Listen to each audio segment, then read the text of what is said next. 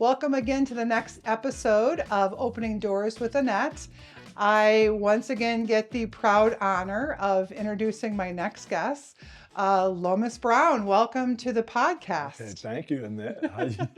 Thanks for having me. What a truly honor to get the ability to, sit across from you at the table and ask you some great questions today. And first of all, thank you so much for your time, because I know the work that you have done in not only our community, but communities across the country, even for the state of Michigan, has been huge. And the passion, the philanthropic heart that you have. We met at a CARES fundraiser recently that we had, Hunger to Hope.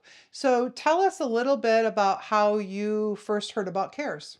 Well, I mean, again, like you're saying, there's just such a big need in our community. It's a big need, just not in our community, but nationwide with, things that have been happening around the world. The prices of everything has just risen. And, families are having to make tough decisions now, between gas and food and just all the things that are happening now. So we know the need is there, and CARES, just what they provide, what they do, what they've been doing in this community, and the way that they do it. Because you explained it to me just how you don't want to be set up like a pantry. You want a more inviting feeling. You want more of that supermarket feeling, and I think that's important because not only are you building up families through food and through nourishing their bodies, but also their mind and their mindset too. When you go into a place like that, rather than going into a pantry, knowing that you can do this or you'll come out of this or whatever's going on with you, it's just that added thought that you guys bring to it that I think really kind of embraces the family feel and also kind of embraces you guys in this community and kind of the glue of the community. Because if you think about it, people need help. I mean, they search out services, and the services that you guys are providing is just undeniable and it's needed. Well, and thank you for acknowledging that, because I think I was just sharing with you that I just spoke at the volunteer luncheon, and it's the 167 volunteers, Yes. that a lot of them were at that fundraiser when we met, that really have taken that mission and vision from our executive director, Todd, that really saw exactly what was going on here and capturing that and then duplicating that exact mindset, which is lifting people up in the current place that they're at, giving them what they need, which is to fill their bellies, right? Yes. And for the future, at least to sustain them, hopefully for the month. And then find out what other needs and resources that they need, because you're right. You see it more at a global level because of who you are. I have more of just what's going on here in our community, but I call it the gray area. It's when I go into the grocery store, I buy a carton of strawberries, and that carton of strawberries normally costs me $1.99. Now I'm paying $5.99 for that exact same quantity, and instantly my stomach sinks because I know what that means. That doesn't mean it's an extra $3, $4 out of my pocket. That means 1,000 families that we're feeding are now going to grow, because that food cost puts people into that gray area where all of a sudden, if prescription costs go up, a car rent or a car repair is needed, a medical, they're off of work for 3-4 days, that puts them into that gray area. The food costs go up. And so we see the demand here on CARES property. We call it the campus of hope for a reason, right? Coming here to know that it's their safe place, right? We're going to meet them where they're at and then rise them up. So the fact that you have seen that already and caught on is super exciting for me. But that is the 167 volunteers that continue to really nurture that mission and vision of meeting people where they're at and giving them, treating them human, no different than anybody else. And as I shared with you, that personal story of the food pantry, those days, I want them to be over. I want people to realize that being vulnerable, it's okay to ask for those resources. No, you're right. And again, that's why I wanted to know about how you were able to capture the volunteers that you guys have, because you're right. They're almost like, I like to say, they're the offensive linemen of volunteering. You know, those are the people that are behind the scenes. They do the heavy lifting. They do all that, but they don't get the attention. They don't get the, the praise that they deserve. So I like to say they're the offensive linemen of volunteering. I like that right there. But yeah, it's important, and it does. It takes, just from my small foundation and what we do to support kids here and what we've been doing since 1991 with the Lomas Brown Jr. Foundation. You're right, it does. It takes a village to Mm, raise a kid. And, my foundation is directed totally towards kids, but I know indirectly by helping that kid, you're going to help the family. right. So, you're doing that. So, what we try to do with my foundation I center around sports camps and educational camps. So, I have the 1 day sports camp / clinic / community event where I try to get the community involved in this, where I do combines. I bring Henry Ford out to give the kids physicals. We do testing, non-invasive testing with the kids. We got flag football, which includes girls now because it's huge. And the Mm, NFL has adopted flag football, and you see what it's doing for girls' sports now.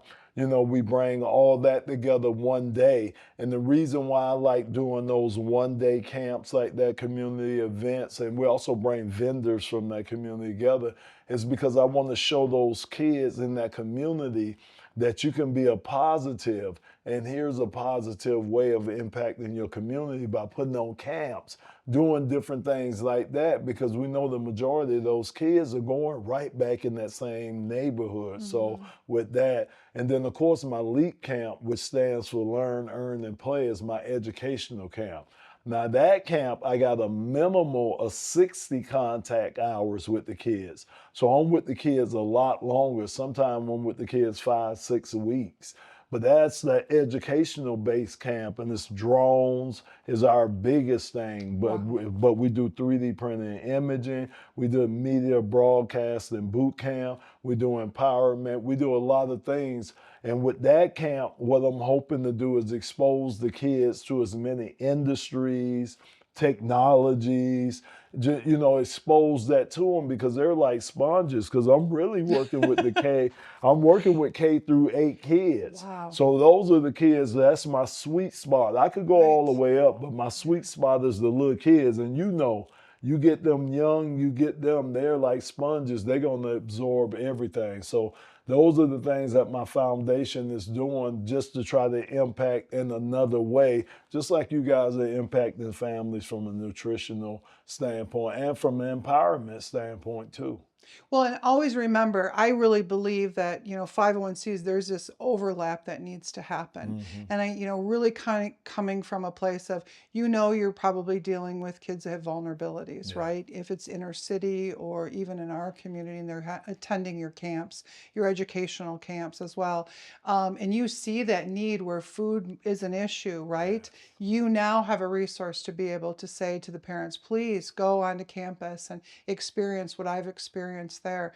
But yeah, you're absolutely correct. That age is so very vulnerable. Yeah. And of course, if you think about it, it's that mind that is the most imaginative, right? There's no preconceived notions been put in their head yet that they can't Right. do it. It's Hmm. all, what do I want to be when I grow up? And to Yeah. have you as that role model, that's incredible. So No. let's roll the reel back a little bit. Hmm. So when you were younger, what made you realize that football it was kind of like your natural talent? Well, it wasn't. I'm telling you, I tell this story all the time. So, what happened to me? I was in the band. I played the trombone. So, I was in the band That's awesome. middle school, seventh, eighth, ninth grade. 10th grade is when you start high school down in Florida, Miami, where I'm from.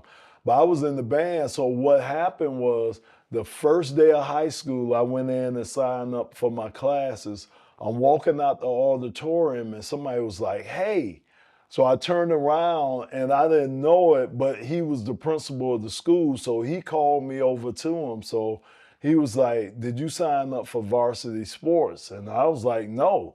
So he just grabbed me by the arm and led me back in the auditorium, and he signed me up for varsity sports. So it was the last period of the day. So I was always the type of kid where even if I didn't want to do something, I never wanted to disappoint people. So I would always do things sometimes even if I didn't want to do it. So when I found out he signed me up for football, I'm like, oh my goodness. And so again, not wanting to disappoint him, I went out there. And as they say, the rest was history. And his name was Alex Bromere. He's since passed, but every time I would go back when I was playing, I would thank him for doing what he did, because if he wouldn't have grabbed me by the arm and took me back in there and signed me up, I wouldn't have signed up, and I wouldn't be sitting here saying that I'm a former whatever type of player, because I wouldn't have played, you know. So I always tell that story to kids because I tell them, you never know how your opportunity is going to look. You never know what form is going to come in. You just don't know how it's going to come to you. But I tell them, be ready to take the opportunity when it comes. And, you know, again, I just think back, if I wouldn't have went out there, or if I wouldn't have went back in there with him, you know, just where my life would have led at. So that's one of the stories. That's how I started playing football. It was just coincidence like that. And it's kind of been like that way for me throughout my career. My college career kind of went the same way. I was recruited, went to the University of Florida up in Gainesville. And if you look at my scholarship, there's only one signature on my scholarship, because my mom signed it. My dad refused to sign it because he wanted me to stay home and go to the University of Miami. Okay. And I knew I needed to get out of Miami because I started running with the wrong group of kids. So I know I needed to make a change. So I needed to get out of there. So Gainesville was like 5 hours up the road. So I know my friends couldn't get up there as easily as they could if I'm living right down in Miami. So that was one thing that I did. And then went from there to the Lions, drafted me up here in 1985. And me just, you know, having the career I had with the Lions, my first 11 years with them, playing 7 more years, finally getting the Super Bowl with Tampa Bay, Coach Gruden in 2002, and then just here. And I just think here is where I'm supposed to be, because Michigan is awesome. I think the state is awesome. I tell people, I think Michigan is more of a tourist state than Florida is, because of everything we could do here. Up north we have Natural yes, resources. everything that we have here. So I love it here, and we're here. I love that. Yeah. So we're. So tell us about who that is. What's we? Yeah. Oh, I mean, it's my my family, everybody. I mean, you know, all my kids, grandkids, everyone's here in Michigan. So you what's know, the span of kids? How many? so I have 5 kids. I have my oldest is 41. I have a 39, a 37-year-old. Then I have my 2 younger ones from my marriage now, and they're 25 and 27. My son. I'm a girl dad. Okay. Yeah, so I only have I my wondered why son. we connected I so know, well. I know. So I have 4 daughters. I have 4 grandkids. Okay. Well, congratulations, Grandpa. So That's I exciting. know. So that my name is Papa. So they call Oh, me love Papa. that. Yeah. Papa. Yeah. So I like that too. Yeah, I haven't had that gift, but I see your eyes light up when you Yeah. Oh talk about yeah. them. Yeah. And when I've talked to my friends that are grandparents now, the same Yeah. light goes off. Yeah, it's So, fun. It's yeah, fun. that's Yeah, awesome. yeah, it Yeah. really is. It's fun. And I tell you, man, my grandson. So I don't know what happens with our family line, but my size skips. So I got my size from my granddad. I mean, all the rest of my family was down here, and I'm up here. And my son, my only son, he didn't get my size. My grandson has my size. He's like 15, and he hits me like right here at Wow. 15. but he's not really, he's trying to play basketball, but he's just a nice kid. He has a football body. That's where he needs to be at, but he's such a nice kid, Oh, So I don't know if he has that mean streak to play out in football. So I'm just glad I got a great grandson, that yes. he's a good kid. That's awesome. And you Yeah. say that mean streak. It's funny. I shared with you a little bit about my son who's 29, who's my Hmm. business partner now. And he played football since he was 5. So my whole world of being a parent was focused around, leadership and camaraderie that comes with being on a team. And he's been on my podcast. He talks about that being such a core part of his leadership development. Yeah. And Oh, it's yeah. it's so important now that you recognize that and now have brought it Yeah. to what we consider the younger groups and your camps and all Oh of that. yeah, I know what it means. I know how it can help kids. I'm still using a lot of the stuff today, just like your son is, Mhm. from what football taught us. It just teaches you so many lessons. That's why I always encourage moms, especially now, let their kids play, their sons and daughters. Mhm. Let them play because now this is as safe as football has ever been. I mean, you're not going to take the physicality. You can't take the It's part physicality of out of the the game. it's part of Exactly. it. Yeah. Right. It's the fabric of the game. So, but the way they're teaching the game, the coaching, how they're coaching the game, the equipment that they have now, the rules that they have in place. This is as safe as I think this game is going to ever get. So I tell moms that what they'll get out the game versus them getting hurt, you getting so much far more out Mhm. of the game that they'll be able to get and use the rest of their lives. So I agree 100% with you. Well, I almost partnered, being a single mom, I partnered with the football, right? Mhm. Because that was able to mentor my son into the leader that he is today, Yeah. in his adulthood. And so I commend the industry as a whole. So, of course, there's always this big question out there when someone like you, shows up Oh. is so what's the big moment in NFL history that the light bulb went off for you and you're like, oh my gosh, I've done it? So, of course, the ultimate. So I think coming into the league, you thinking, or you saying just No, period? just period. Being because you were in the So league, like you said, 11 yeah, yeah. Well, years really, and then 18 18. total. Yeah. Yeah, so 18. So I would say playing in the Super Bowl and winning the Super Bowl. So I was fortunate enough to play in 2 Super Bowls. I lost one and I won one. So you had a And retake, a mulligan. oh my God! But I tell you what, that first one when you talking about painful. Oh my goodness! You know Walk what? me So walk me I through the got another last two story. Let me minutes. give you Yeah. another story. I got a better story for you. So I'm playing. This was when I was with the Giants. That's in my 15th year. That's when I got to my first Super Bowl. So New York. Think about what they're doing now with the Right. party they're throwing for the Knicks. Right. You win in New York. It's like no other, and that's the truth. So we got to the Super Bowl. So I'm playing with a guy. His name is Glenn Parker. He plays next to me and stuff.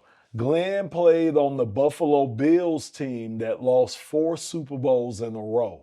Think about that now. Four. You get there and you lose all 4 of them in 4 years in a row. So the night before we were getting ready to play the Super Bowl, he came up to me. He was like, Lomas, he said, if we lose this game, it's going to be the most painful feeling you ever felt. And I brushed him off. You lost 4. That's why you feel that way. Right. You're scarred from what happened in the I'm past. not going to trauma bond with You you. know what I'm Yeah. saying? So no, I don't, I'm not feeling. OMG. When we lost that game, when that final whistle went off, or gun, or whatever they shot, when that went off, and that confetti was falling, and it wasn't the color that I had on, it was the opposing team color. He was right. I just wanted to end it out there on the field. I was so, and you can ask my wife to this day, they throw each team a party. Whether you win or lose, you get a party. I didn't attend the party. I wasn't talking to my parents, my wife. It was ugly. I was like that for probably a couple of weeks. It was bad. He was so right. He was just so right. It was unbearable. And even winning it, I got the opportunity to go back to the Super Bowl 2 years later in my 18th year under Coach John All Gruden, right. and we won the Super Bowl. And I mean, you talking about the mountaintop, you talking about, oh my, you talking about you've reached it when you get up there. And the thing about Super Bowls, what a lot of people don't realize, when you play in the Super Bowl, it actually feels like you're in a play, like you're a part of a play, like a stage play. It's not, it don't feel like a game. It takes a while. You got to get hit a couple of times before you realize I'm you're in a playing game. football. Right, it's a football game. But from the celebrities to how you're treated that whole week to just everything that goes All the into a Super fanfare Bowl, around just it. everything that goes into it. You get caught up in that. That's how I was in my first Super Bowl. Kind of knew my second Super Bowl what to expect, but that first one, you kind of like a deer in the headlights. You just everything. I mean, Celine Dion, she sung the national anthem for us. You talking Oh, about a that's awesome. voice from heaven? This woman here. I mean, you see the highest ranking general in the country standing right there. It was just celebrity. Yeah, so it's like a play until, like I said, you get knocked around a couple of times, then you realize you're in the game. Yeah, that's awesome. Yeah. So, what was that pivoting point when you were coming out of the loss of your first Super Bowl and you were talking about how, horrific that was and disappointment that you had? What happened that pivoted your mindset to go to obviously the next stage, which is start to be ready for the Yeah. next Super Bowl opportunity? So I'll even back up. Let me back up. Just tell you how I got to my first Super Bowl. Hmm. Because again, think about it. I played 18 years in the league. The average NFL career is 3 point some odd years. So, I didn't get to my first Super Bowl till my 16th year. So if I wouldn't have played that long to start, I would have never got the opportunity in my last 2 years to go into to play into the two Super Bowls, or my last 3 years to play into the two Super Bowls that I played in. But what happened was the lowest point of probably my professional career was when I got cut. So Okay, my eyes that's just what I'm opened saying. up. Thank I feel like you. I just looked at the Thank dictionary and looked up you. the word perseverance and your picture There you just popped go. I up. mean, That think is a about it. huge Yeah, commitment. absolutely. So this happened. So this happened to me in my 15th year when I signed with the Cleveland Browns that came back as an expansion team. So I signed a 3-year contract with them in Cleveland. And I'm telling you, oh my goodness, day one, I knew I had made a mistake with this coach. It was like day one, I knew it was like, this is not going to be good. And it wasn't. It's a lot of stuff went on through that season Hmm. under him, and just a lot of things. He wouldn't listen. It's just a lot of things went on. So at the end of the season, they cut me. Remember, I signed a 3-year deal. This was my Right. first year. I was in the deal. Nice deal that I had too, closer to home. That's what I was trying to do. That's why I made that decision to go there, because I was with the Arizona Cardinals. Oh, you're And far. So, yeah, yeah. and the time difference, and my kids were back here. So I was trying to get back closer, and Cleveland was just a drive away Sure. from Detroit.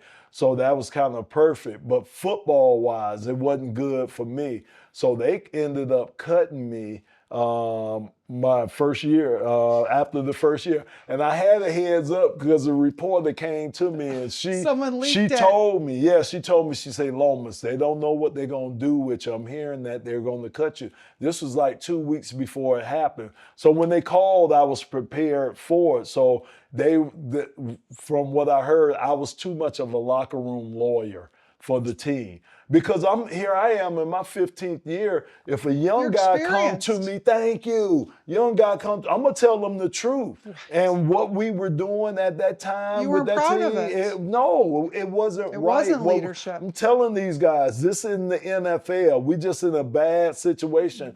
So I was too much of a locker room lawyer, so they cut me. So they cut me. I was on my way back to Detroit when they called me and said, we're cutting you and everything. It was like a 3-minute conversation because I already knew. So I'm like, that's it. I'm distraught. I'm in my 16th year. 30 minutes later on my ride home, the Giants called me. Coach Foster called me. He's like, I want you to come in, blah, blah, blah. And I'm like, nah, coach, I think that's it. 16 years is long enough. I'm this and that. And I had never been cut before. 7 Pro Bowls, all pro that I've been. You know what I'm saying? The Wall of Fame for the Lions, just all this. So Right. and then the expansion team cut me.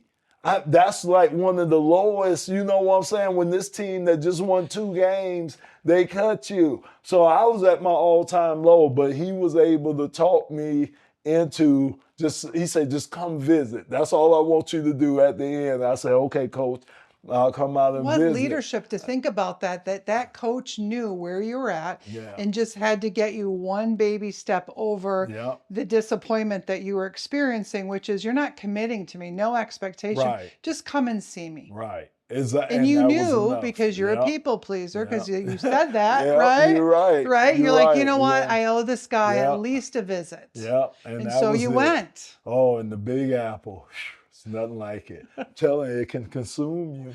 It will consume. Now I have again, I was there during 9/11, so Okay. that's my tragic part of being with the Giants because we were there when all this took place. I could see the towers because I lived in Secaucus, right across the river from there. So I seen this was after the first plane went into the first tower, and they didn't know what it was. I went to my window and I could see the smoke and everything coming from the tower.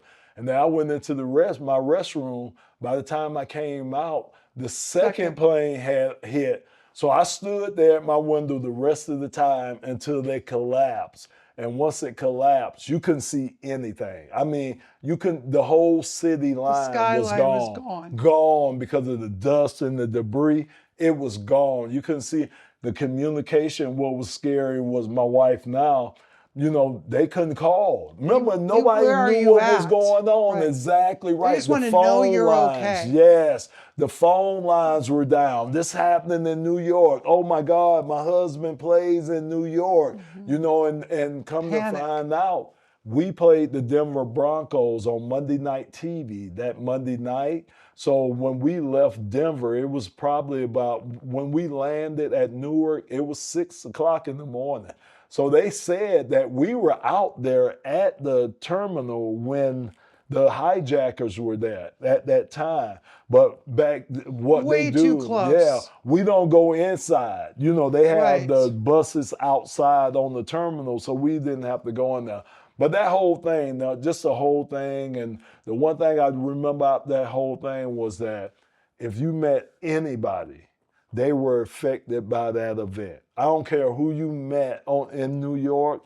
They knew somebody that knew somebody that knew somebody. It's like that's how tight knit that kind of was. As big as New York is, it was that way. And it was eerie. It was just an eerie feeling that whole time. So, I could say I was there when it happened. You know what I'm saying? I could kind of say that, but it's a history you don't like bringing up. No, and it is the history of our country. Yeah. I mean, we have to acknowledge that.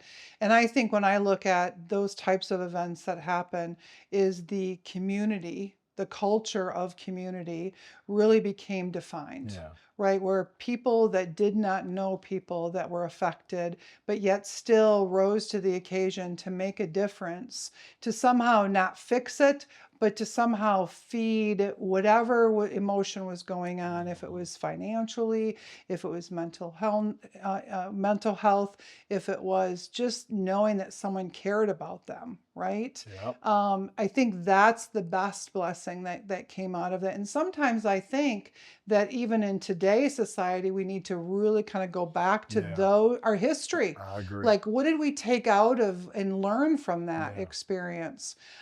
So tell me a little bit, finish that story about, how you went on past, getting into New York. When did that happen that you realized that that was that pivoting point, that this is what you're supposed to be doing? Yeah, I mean, it just seemed like, for me, it just seemed like things happened for me along the way with my life and with my football career. You know how you hear, and you'll hear it, and if you hear it with the guys that come in, the rookies or the draftees, they say, "This is what I dreamed of my whole life. This is what I trained for since I was in the third grade." All the That, combines I yes, went through, all the everything I hits I went hit. through. Yeah, it's just, but for me, it wasn't like that. Football, like I told you, kind of just happened for Hmm. me. And then me just getting better throughout the game to where I could get my name to where it's at a point where it's respected, and, guys knew who I was while I was in the league. Things just kept happening. And it was all around the team concept, I think. Because as an offensive lineman, right, like I was telling your crew, remember I was telling them, they're like the offensive linemen, Right. right? You don't see them. You see me and you. They're Right. And making I'm me and you showing up look good. amazing. Exactly. Exactly. They It's make us. not me, it's the people around you. That's what we used to do for Barry Sanders, the quarterbacks that I blocked for, Herman Moore. We used to make those guys, you didn't know about us unless we did something bad, a holding call, or we did something bad. Then you would know, they'll call our number out there. Right. But other than that, we were behind the scenes. We were doing what we needed to do to make sure our teammates were successful, because guess what? All us would be successful. And that's what happened with me. That's kind of happened with me throughout my career. Like I say, that and being resilient, I think, were the two things for me. Because again, like I told you, if I wouldn't have played 18 years, I wouldn't have got to the Super Bowl, because I didn't get to my first one till my 16th year in the league. So, trying to be resilient. But man, every day I would go out there on the field, even when I was 39 years old, and you got all these young kids around you. And Better, oh my perform better, God, run run. Oh, faster. yes, They without a stand doubt. straighter. Look, I tell everybody, football is a game that you know when it's time to go. Physically, oh, you know when it's time to go, because you see these young kids, like you say, everything you said, bigger, stronger, faster. I was just out at Allen Park and ran into the first round pick, Blake Miller, who we just drafted in the first round, the Detroit Lions. I'm standing there, I'm looking up, and we played the same position now, and I'm looking up at They him like growing bigger this. now. Yeah, I'm like, oh my God, just huge. So, that's how I evolved. But that game will let you know when it's time to go. Mm. So my thing to kind of kick Father Time kind of down the street as much as I could was, I would lay there when we stretching and out there, I would think of, where would I be right now? I'm in the NFL. I'm one of just a handful of people that get to do this. I've been doing it for all these years. I've been blessed to do that. And I think about people that's out there, people collecting garbage and, doing manual labor. And my dad was a construction worker, and my mom she worked in a medical supply company. So, just hardworking people out there. And I'm blessed to do this. I'm like, man, I'm going to stretch this out as long as I can. Now, like I say, your body and Father Time going to let you know. But I think 18 years was good to stretch it out as Huge long as I career. could. Yeah. Congratulations. And Yeah. I think even more, watching and hearing and listening to your story, after I met you, of Mm-hmm. course, I really kind of dug a little bit deep into your history. The biggest aha moment for me was realizing the adoration I have for you, of your success and how you're using it today, Mm. and the good work that you're doing, and the philanthropic heart that you had way back when that teacher grabbed you in your Yeah. trombone and said, "You haven't signed up for sports Yeah, yet." it's something. Right? So that Yeah. guy had that philanthropic heart, but you've leveraged your success in the NFL to really impact people far more than you probably have ever done in football. Yeah. And And I thank you for that. I appreciate Because that. a lot of people don't really realize that they have the power to make differences in people's lives. And you've done that. And so thank you so much for that, because our community is a better place because of people like you. No, I appreciate that. Yeah, That's good to hear. I absolutely. appreciate it. So we have a tradition here on our Okay. podcast. Yes. We always ask, if you ran into a younger version of yourself, what is the best advice that you'd give him? Yeah, I think, man, I should have told myself to just slow down and enjoy the ride. I wish I would have, that's what I wish I would have did more of. Just soaked it more in and enjoyed it. Because it's a lot of things that I did that I don't really, you don't remember a lot of the stuff, because I just didn't soak it in like I should have. So that would have been the one thing. Slow down, soak it in, and just just let it marinate a little bit more.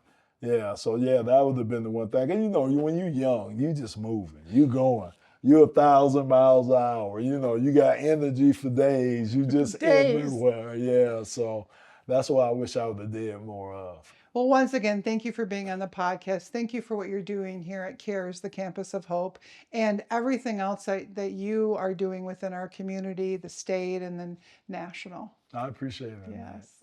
Well, until next time, we'll see you then.